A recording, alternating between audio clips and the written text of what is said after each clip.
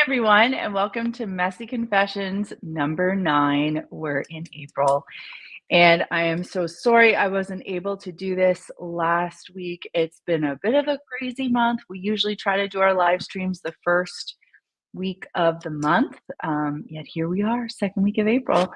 So welcome to everyone who's here. And yes, of course, please in the comments, let me know where you're watching from. I always, always, always love to hear from you. Brittany, hi from Vernon. Vernon, where's Vernon? Tell me where Vernon is. Yeah, it's so nice to hear from everyone. Oh, Deborah's from South Alabama. Charmaine's from Jamaica. Oh, would I ever love to be in the sun with you in Jamaica today. Brittany from Okanagan. Oh, okay. Vernon's in Okanagan. Very nice, in British Columbia.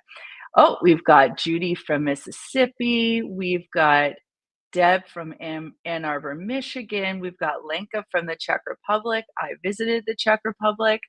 We've got Kay from Spokane Valley. We've got Peyton from Texas, Tanya from the UK, Clive from Ireland, Swathi from India, Ruth from New Jersey. My God, all over the place. So nice to see everybody this morning. We've got Rune from Denmark and Anna from Philly. I had a TV segment this morning, which is why I am really made up right now. But now that I say that, I guess whenever I do clean my space videos, I'm also made up. The funny thing you might not know about getting made up for TV is that TV cameras really white you out. Like the bright, bright, bright lights, they really dull your face. So you actually have to put on about 20% more makeup. What that means is more color, um, so that you can actually show up and you're not totally washed out on camera. So I look really colorful. I'm actually more self-conscious with a lot of makeup on than I am without makeup on, which is why whenever you see me here, on live streams, and I haven't been on TV or I haven't been filming, I love showing up without makeup on. I mean, I like both looks, but anyway, let me know what you think. And if how you feel about wearing makeup if you wear it. Like, I don't know, I find it uncomfortable. Anyway, that's just a little side story. Oh my gosh, Brittany started her own cleaning side hustle, and you feel like you work for me. That's so cute. Oh my gosh. Well, you definitely don't. You work for yourself. You go, girl.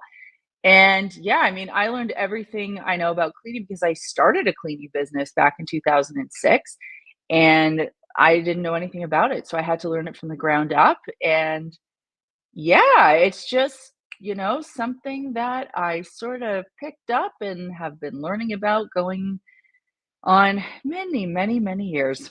Anyway, so I also wanted to just open this up. These live chats I put together for you every month. My team and I do this because, first of all, we just love talking to people in the Clean My Space community. And when I say talking, I mean, doing a video, social media, that's one thing. This is a very nice way to chat with you, kind of one on one. And if you have any questions, you know that you can put them in the comments. If you want to talk to me, you can actually use the link that we'll put in the comments now, and you can split screen with me and you and I can chat side by side. We'll bring you up here, we'll split the screen, and you and I can have a chat about whatever your cleaning issue is. And I love working through cleaning challenges together with folks. So any cleaning question that you have today that's on your mind. Today, I sort of wanted to pull focus a bit on storage and organization, only because, spring cleaning, and a lot of us think about decluttering and putting our winter stuff. If you live in a Four Seasons place like I do in Toronto, Canada, can't wait to put my winter boots and gloves and hats and scarves and snow pants and all that stuff. Can't wait to get rid of it. It's like such an eyesore at this point, and it's just a reminder of shoveling and being cold. So yeah, I have to put that into storage, and I'll sort of talk about what I do there, and then organization, which I think must come after decluttering. So I do want to chat through some of that with you all today. But yeah, if you do have any questions, please, please, please put them in the comments. And like I said, if you want to chat side by side, we can totally do that too. And I would also love to know if you've had any cleaning or organizing wins over the past month. Could be something big, it could be something small. It could be something as small as like I found a new cleaning product and I absolutely love it, or it could be something really big like I tackled cleaning my basement and I haven't done that in 20 years. I would just love to know. Some interesting comments coming through. Jacqueline, you've never been here before, so it's great to have you here. Cynthia, I'll get to you in a sec. And oh my gosh, Brittany, you're coming to Toronto for a SZA concert. Why are you nervous? And Tracy, this is funny. Tracy's from Essex, Ontario. She says, "Don't put them away; it'll snow for sure." And that's kind of the running joke here is that April is one of those really unpredictable months. Like it has snowed several times this month, and there was actually a time where I had scheduled to get my snow tires off, and then I had like the heebie-jeebies about it, so I canceled that appointment and I booked it for when am I getting that done? I think tomorrow I'm getting or sometime this week I'm getting my snows off. But it's snowed like a couple times since then, and I'm like, oh, thank goodness I didn't get those snow tires off. Anyway, classic Canadian problem among many others. Okay, let's get to Cynthia's question. I have a friend that put bleach in her toilet tank. Is that okay? I mean, it's not okay, but it's like, why did she do that? I would like to know sort of the why behind that move. Um, it's not something that I heard of. It's not a regular practice that I'm aware of. So I'm just more curious why she would have done that. I mean, typically, if it's something where she's thinking, oh, it'll just sort of clean as you go, bleach does not clean. Like, I just want to make sure everyone knows that bleach is not a cleaner. Bleach is a disinfectant. That is all it's good for, really. But if there's dirt or visible buildup in the toilet, it will not be able to assist with that. Oh, Brittany says she's never been too excited to Toronto, nervous and excited, I guess. Yeah, listen, Toronto's a fun place. It's busy, but if you're from BC, it's certainly nothing you haven't been exposed to. And Adam's Cleaning Services says, hey, it's my first time here. Adam, it's so great to have you here. Thanks for joining us. And you have your own cleaning service. That's really cool.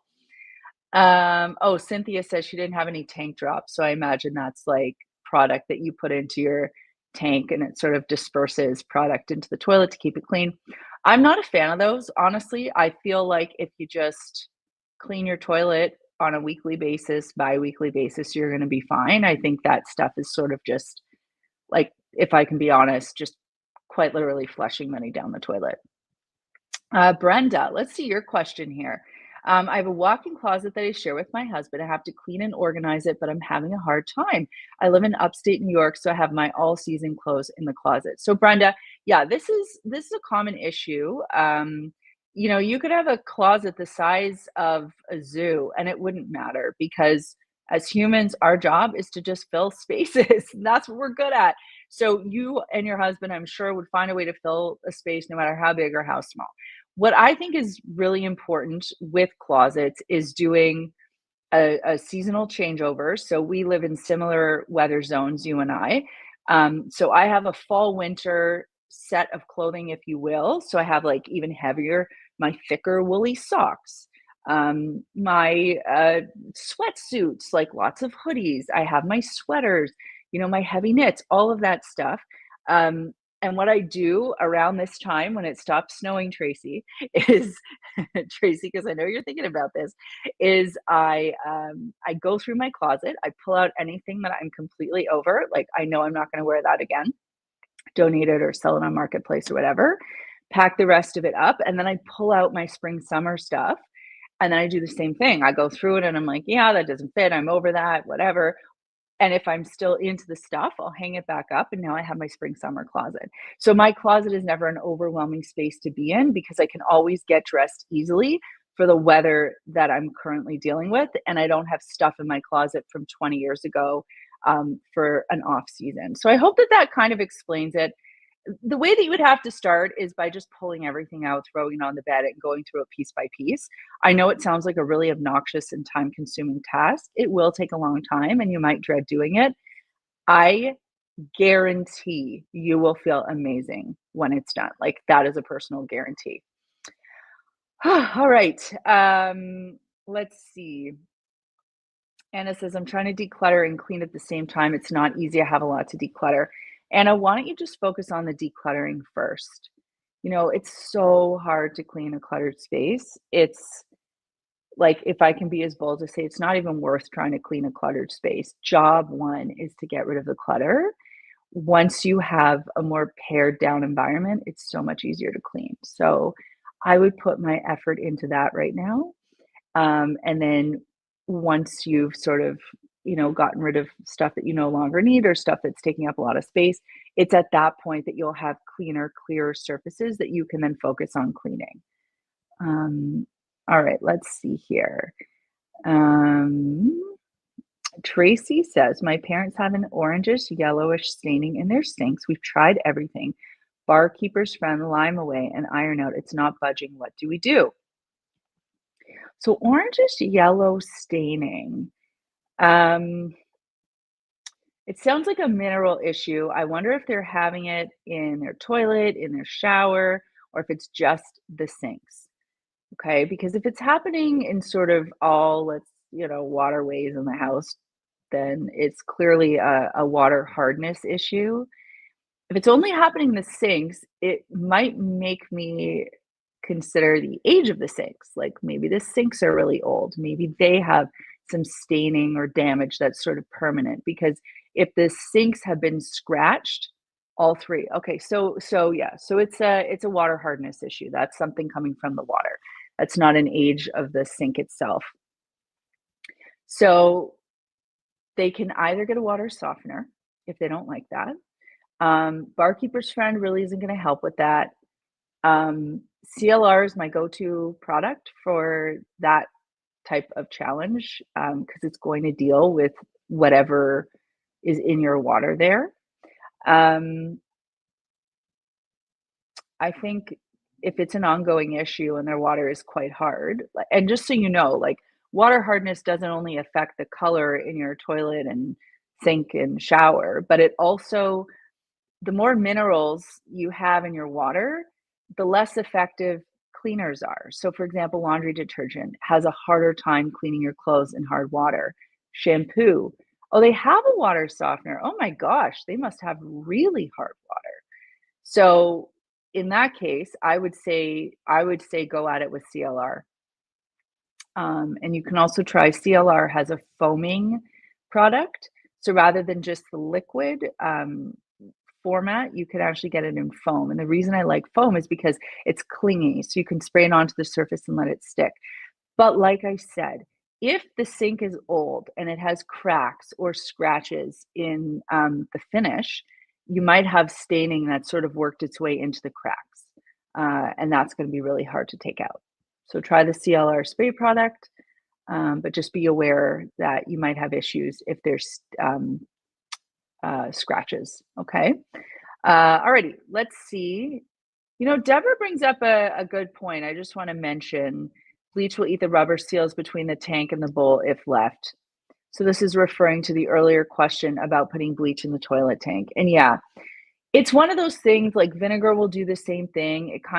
It can sort of degrade rubber. So this is like sort of an ongoing issue in the cleaning world. Some people say you can put vinegar in the dishwasher, in the washing machine. Other people say you can't because it's going to degrade the rubber. The truth is, it will. Like, I mean, any exposure that rubber is going to have to something that's, sort of acidic or that can break down rubber is going to be problematic.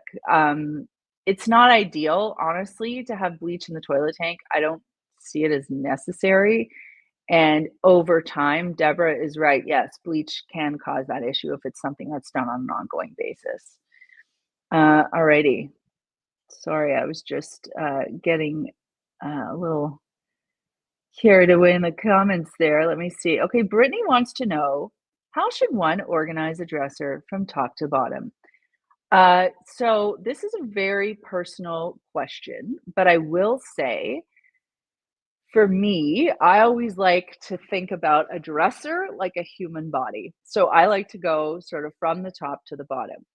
Only caveat I have there is I sort of like underwear at the top. So like bras, underwear for me are right there at the top, socks usually at the bottom, and then in between you can kind of have anything else. So just think about the layers that you wear, sort of the closer to your body, the higher up on the dresser, the further away from your body, the lower down. So if you have like undershirts or t-shirts or tank tops, those can go next.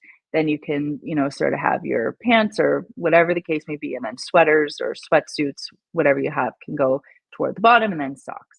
Yeah, I just think it's like a, a sensible flow. But truthfully, it's whatever works for you.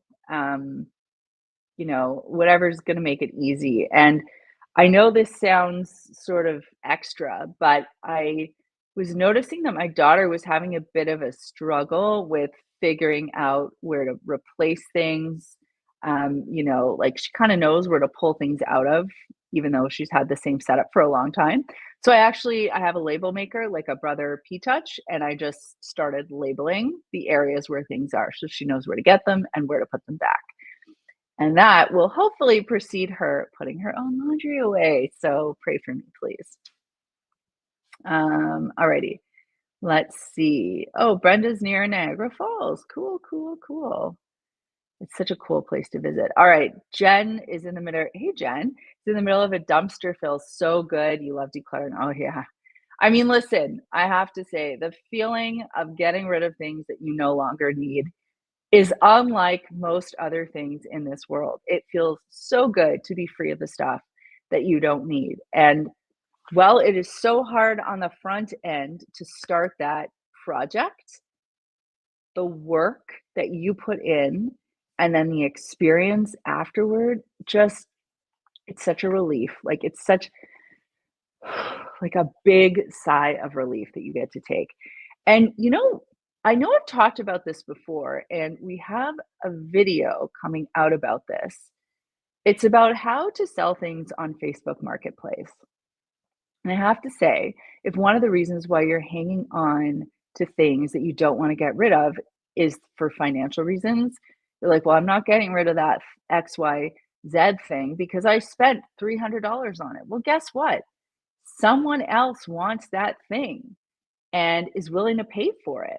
Why not put it up on Facebook Marketplace and see what kind of money you can get for it? Because then it sort of gets rid of that guilt of just moving on from it without, let's say, recouping any of your investment. And it also puts it in a better home. I have sold so much on Facebook Marketplace. I've also bought a lot on Facebook Marketplace because I feel like, I mean, all of the economic stuff aside right now, I will take a deal any day of the week.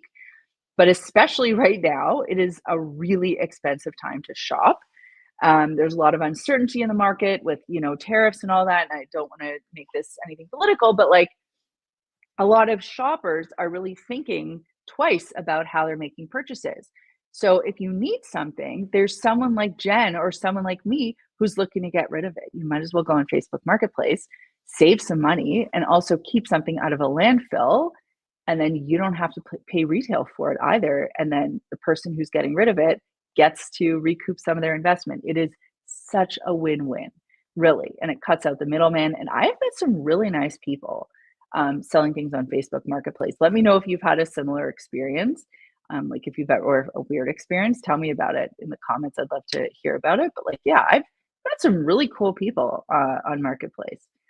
Okay, back to this. I got a little off track there with decluttering. Brittany says, what's the best way to clean greasy fingerprints off of kitchen cupboards? I was cleaning a new home and I couldn't get the fingerprints off. I don't want to ruin the cupboards. Yeah. So the problem is if you use the wrong product, tool, or technique, you can indeed ruin a finish. And if you're cleaning for yourself, I mean, you can be mad at yourself, but at least, at some point, hopefully, you'll be able to forgive yourself or live with the damage, even though we don't want to. But if you're cleaning professionally, that's just not okay. You can't do that. So you might as well do it right, both in Brittany's case, and if you're just the homeowner and cleaning for yourself. So, Brittany, what you need in this situation, you need a heavy duty degreaser and or an enzyme-based product. So the one that I really like for this job is called Krud Kutter. So that's Krudkutter. It's not abrasive, so you do not have to worry about any scratching. And it's designed to break down grease. So kitchen grease is pretty much the worst that you're going to see on a cleaning job.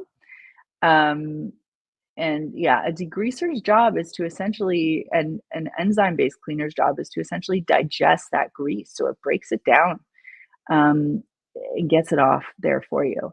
Now, there are other ways that you can tackle this. I mean, another great way to get rid of grease is dish soap. Like that's exactly what it's designed for. But if you have really heavy duty grease that you're dealing with, especially in a situation like what you're talking about, I would go straight for the big stuff.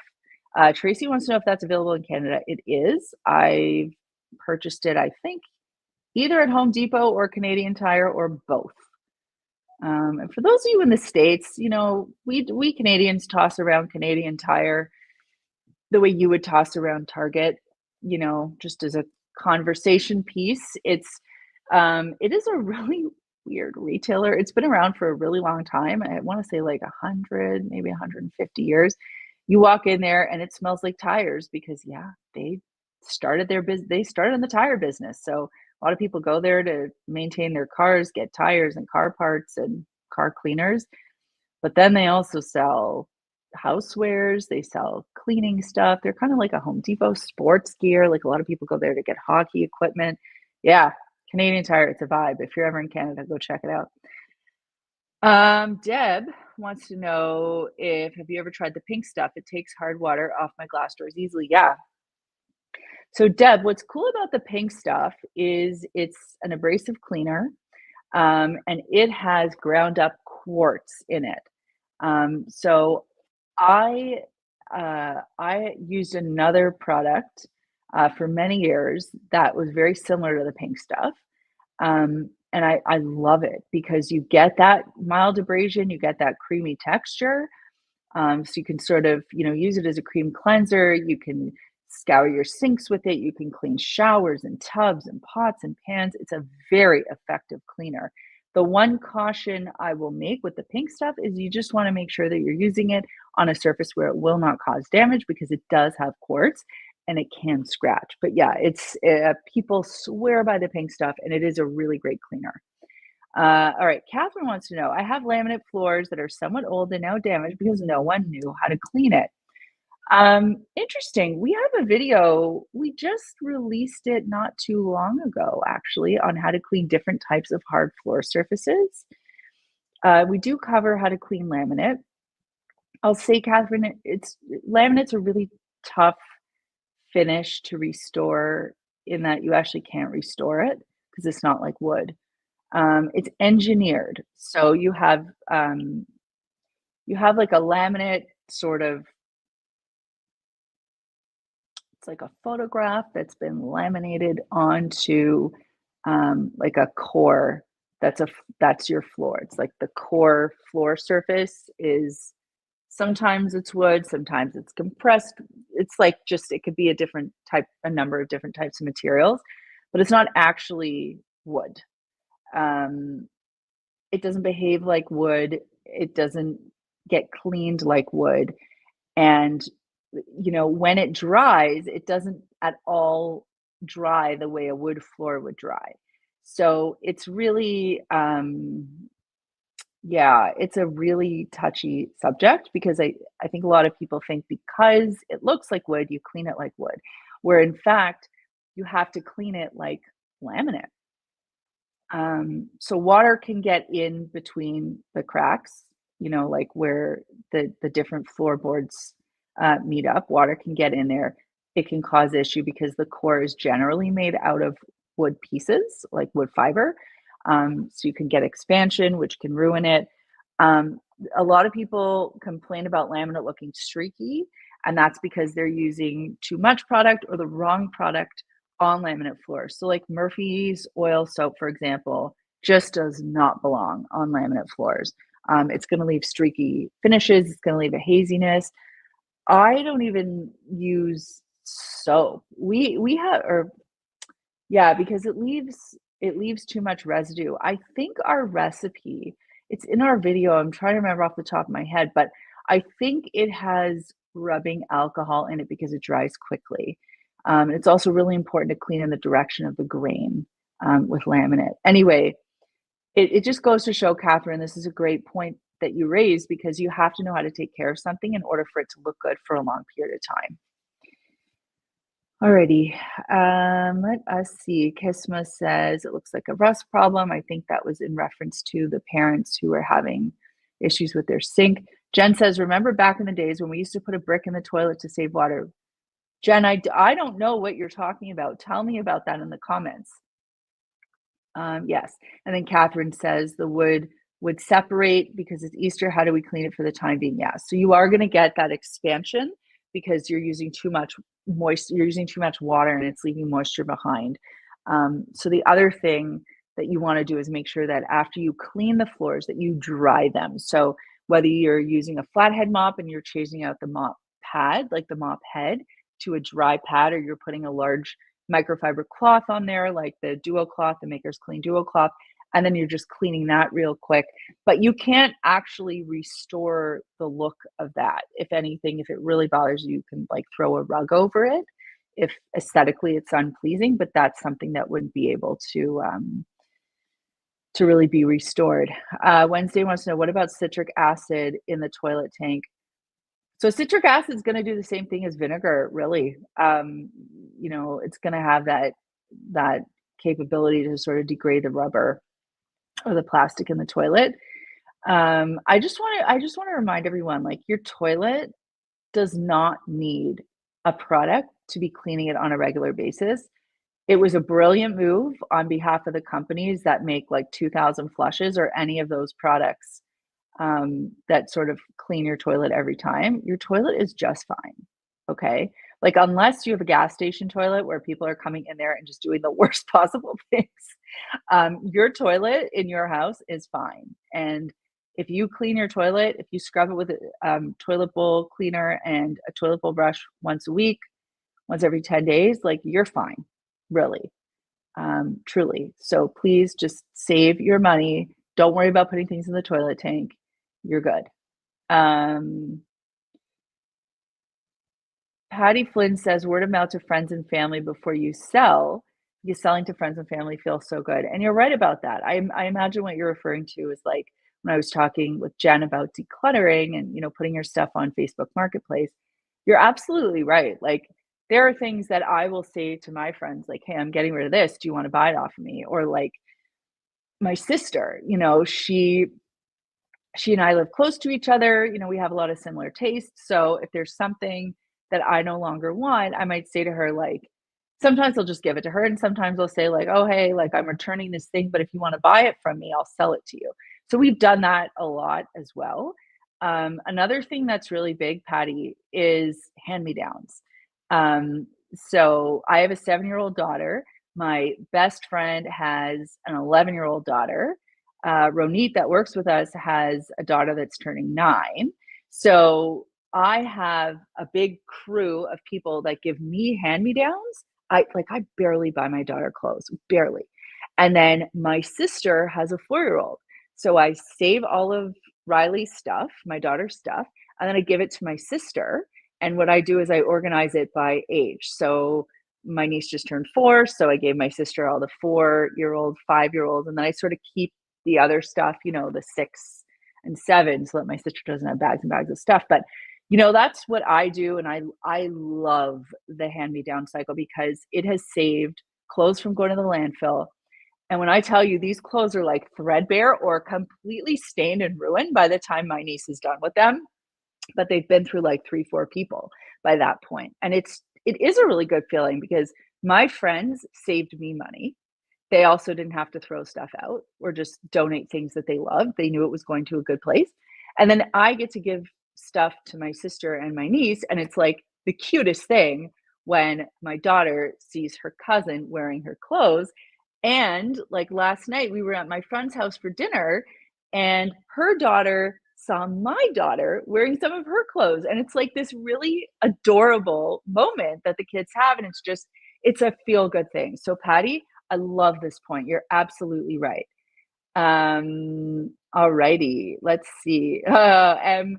Mayor says less is more when it comes to the floor. Yeah, that's my rhyme. That's my rhyme. Less is more when mopping the floor. That is my mopping the floor rhyme that I came up with. That was all me, not ChatGPT. Certainly didn't win a Grammy for that rhyme. My album never hit #1 on the Billboard charts, but that's okay. And yeah, we have in the comments the floor cleaning masterclass, how to clean hard floors. So, Catherine, you might want to check that one out. I think it should give you some really good info. All right. Kisma wants you to consider using a pumice stone, Tracy. It won't scratch the surface and it takes the hard water out of your toilet and sink. Yeah, I've had some really good success with pumice as well. You want to make sure that the stone is wet when you're using it. Only thing is some people like to claim that they can cause micro scratching, which can lead to pitting and long-term staining. So that's sort of the one thing to keep in mind with pumice. I stick with it, like I think it's fine, but I do just want to flag that as like a general, like global concern that people have about it. I still do feel really good about CLR. Like I think that's also going to help with the issue.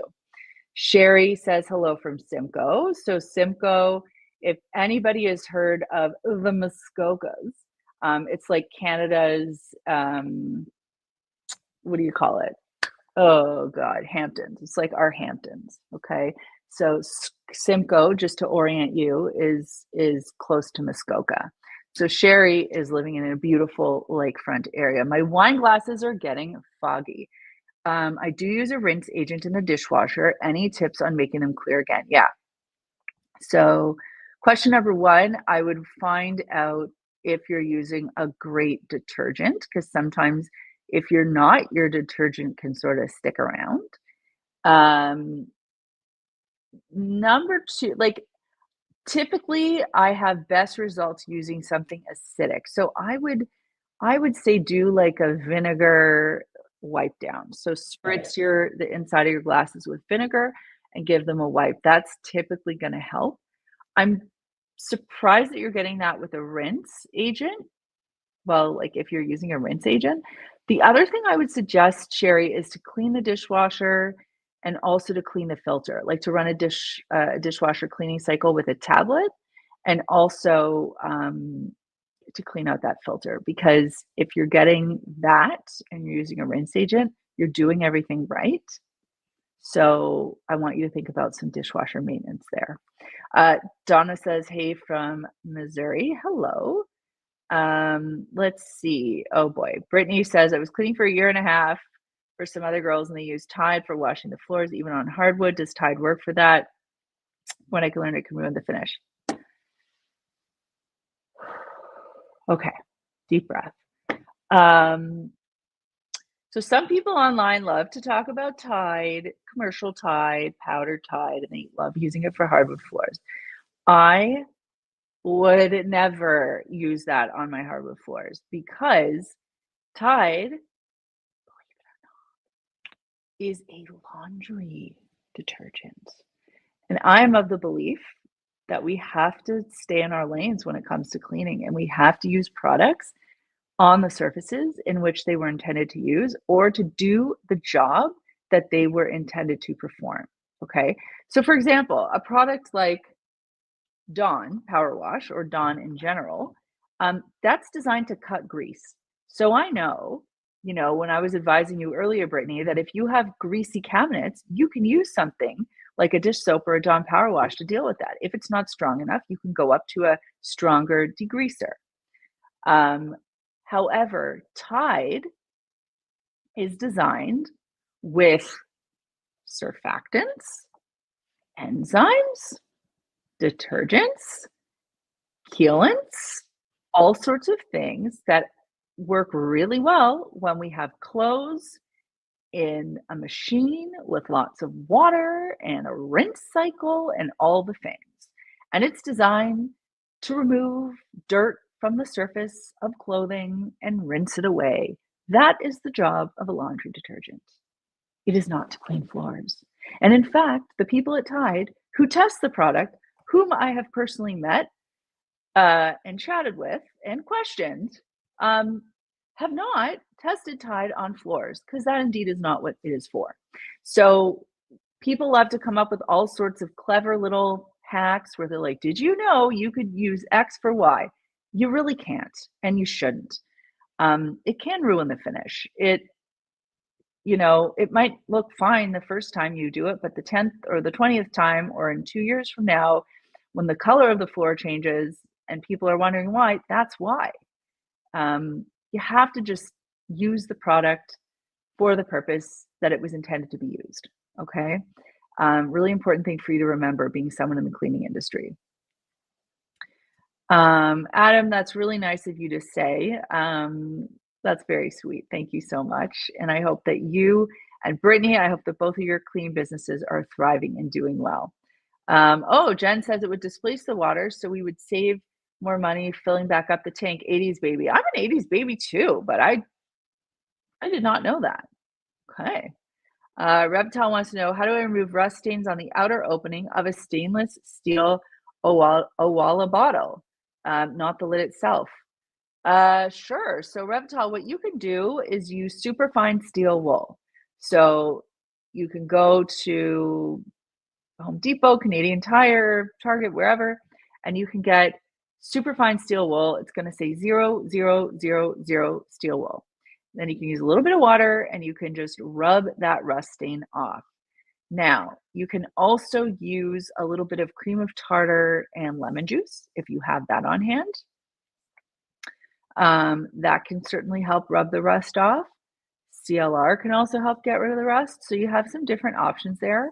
I would definitely start with the steel wool or the cream of tartar and see how that goes. It's a pretty easy problem to solve. John says, hey, from Chicago. Hey, John, nice to hear from you. You're trying to cut way down on plastic. Is there an affordable source for biodegradable garbage bags? Not that I'm aware of. I think about that every time that I put garbage in a bag, we have compost bags. The problem is compost bags are designed to be broken down, and when they get wet and they sit for a while, they start to decompose, and that's their purpose. Garbage bags, I have yet to find something that is like you say, affordable and readily available, and it would be really nice if those were options. So let's hope we start getting some of those options. And I commend you for trying to do what you're doing. It's awesome and it's hard work, but it's important work. So good for you. Brittany, you're so funny. You repeat less is more when mopping the floor all the time. Antonia says barkeeper. So barkeeper's friend. And I suppose you're referring to Ravitel's comment. Yeah, barkeeper's friend could work as well, Ravitel. You can give that a shot. Oh, let's see here. You have 7 clients, Brittany. That's great. That will definitely keep you busy on a 2-week cycle. So good for you. Don't forget, if you do want to chat with me one-on-one, you can always request to come up and split the screen with me. Don't be camera shy. I promise I'm nice. I don't bite. You have nothing to be embarrassed or shy about. I am here to help. And what else can I tell you? How to find, Chandu wants to know how to remove rust off the countertops. Let's see. So rust off the countertops, can you tell me what kind of countertops you have? Because this is important. And the issue is, if it's natural stone, like rust can be really difficult to remove. And sometimes it means you'd have to ruin the finish. I feel like did I just do an article about this? Countertops. I'm trying to remember, because I know I just researched this. But there is a way to remove rust from countertops, from natural stone countertops, but it comes with the risk of ruining the finish, and then you would have to sort of refinish your countertop afterward. Now, I've done it before where I used Barkeeper's Friend powder, but not natural stone. Okay, so I used Barkeeper's Friend powder and it helped. However, I did that at the expense of some of the finish, but I was okay with that because I didn't want to see the rust stain there. Um, and I do want to bring up a bigger point about rust stains on countertops, and that is if you have things that are regularly sitting on your countertop, if for whatever reason there's metal on the base and you're concerned about rust, you can do some interesting things to prevent that. You can put down those felt pads on the base or like little plastic feet on the base to prevent rust from just sitting or from, metal just sitting on your countertop and leaving a rust stain. The other thing you can do is you can take clear nail polish and you can just paint nail polish around wherever that metal is so that when it makes contact with water, you're not going to have to worry about rust. And that's what I had to end up doing. I had like a brass marble tray thing that I had in my bathroom that sat on the counter where I would put like all my, skincare stuff. But yeah, I started to get rust stains from that. So that's kind of, I had to clean that and then I had to figure out a preventative measure. So that's what I ended up doing. You can definitely use an abrasive cleaner, like I said, Barkeeper's Friend, but you do run the risk of causing a bit of damage. If it's laminate, you might have a bit of a better shot. You can also try CLR because CLR will help to get rust stains out. You just want to make sure that you test in a hidden area first. John says, why don't you market those biodegradable garbage bags along with your microfiber cloth? You're the best. John from Chicago, when are you coming down again to Chicago? John, I was actually supposed to be in Chicago at the beginning of March for the Housewares show, and then my daughter ended up getting pneumonia. Like Saturday morning at like 3 a.m. she was diagnosed, and then I was supposed to fly out Saturday evening, but I ended up canceling my flight because mom duty takes over work duties any day. So that was really when I was supposed to be in Chicago this year, but I usually do head down in March. And I actually love that idea about biodegradable garbage bags. I know my team is listening, so I think we will have a little chit chat about that one afterward. Let us see here. Does dishwasher and the rest of the world not have a salt tank to help break down hard water? I've never seen one here without.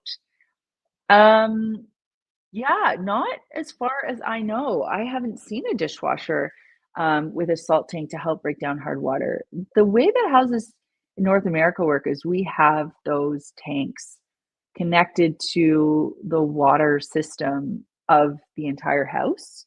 So that way, right at the source, like where your water comes in, through the main pipe from your house, it then goes through a water softener that has salt in it, and then that is the water that gets flowed throughout the house.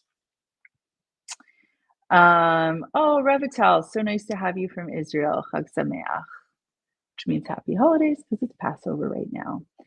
All right, my friends. Well, I think we've had a real good chit chat over the last, let's say, 50 minutes. I hope that your April has been off to a great start and that the weather is starting to turn in the right direction for you. If you're a golf fan, I hope you enjoyed watching the Masters and seeing Rory take the W. That was very cool. I am very much looking forward to the nicer weather and catching up with you all in May. I know we have some I know I keep alluding to it, but I promise we have some big news. It's coming soon. There are just so many reasons why I can't talk about it right now. But anyway, it is happening. It's coming soon. And I will get that info to you when I can. But yeah, stay tuned for all the good things happening here at Clean My Space. Remember to check out Makers Clean if you're interested in any of our microfiber cleaning tools. And you can always find us on Instagram at makers.clean and at Clean My Space. I'm at Melissa Maker. And what else can I tell you? What else? What other fun, cool things do we have coming up? Trying to think. Being put on the spot. Can't remember. Okay, that's that. Great to hang out with everyone. I hope you're well, and I will see you again live in May. Bye.